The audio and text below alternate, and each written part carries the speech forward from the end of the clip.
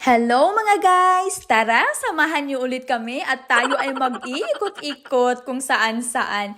So today nga pala guys ay pangatlong araw ng bagong taon. So it's January 3, 2024. Alam niyo ba guys, nagka-countdown na ako? Kasi malapit na ulit ang Pasko. Ilang buwan na nga ba bago magpasko? Parang it's 11 months more to go bago magpasko. O di ba ang bilis? So tara, ano bang gagawin natin? E di, maglibot-libot sa buong dalan. Charis lang. So, ayun nga mga guys, diba sabi ko sa inyo, asahan nyo buong taon, buong video namin, gumagala at nag-i-explore. Last year guys, 2023, gumagala-gala na kami. Pero this year, 2024, more on galaan ulit. Ewan ko ba, may magbabago ba? Sabi nila, New Year, magbabago. Ano bang babaguhin?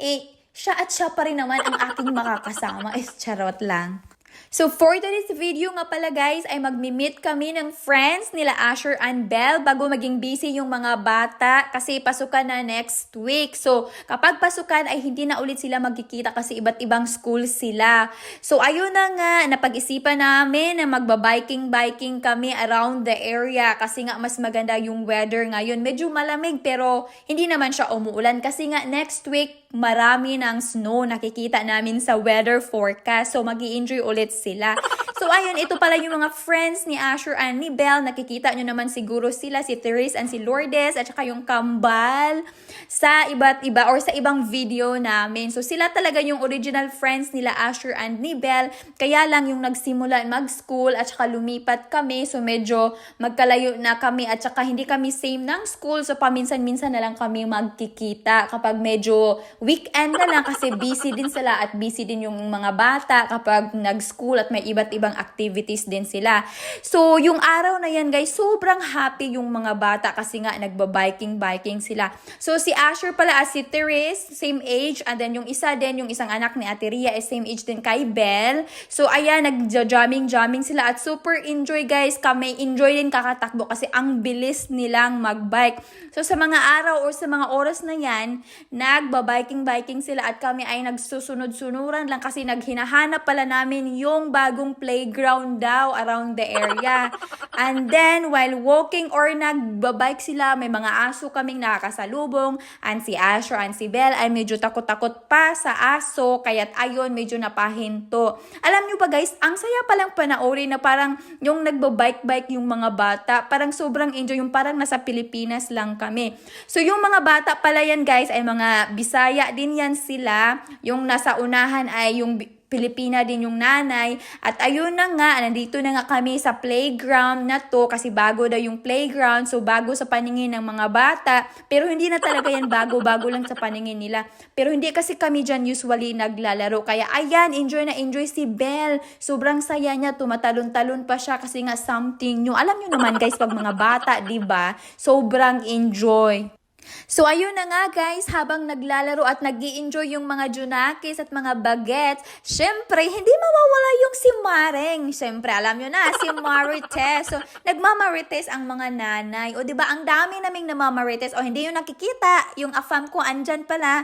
Secret lang, wag nyo nang tingnan.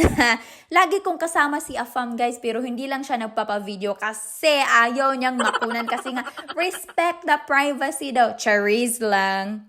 Sa mga naghahanap ng AFAM dyan, i-message nyo lang ako, PM me guys, at bibigyan ko kayo ng AFAM. Charot. So, ayun na nga guys, sobrang enjoy yung mga bata. At syempre, nag-enjoy din yung mga nanay. Alam nyo naman guys, ang saya talaga kapag kapwa Pilipino yung maglalaro. Kasi alam mo, hindi rin mawawala yung marites, diba?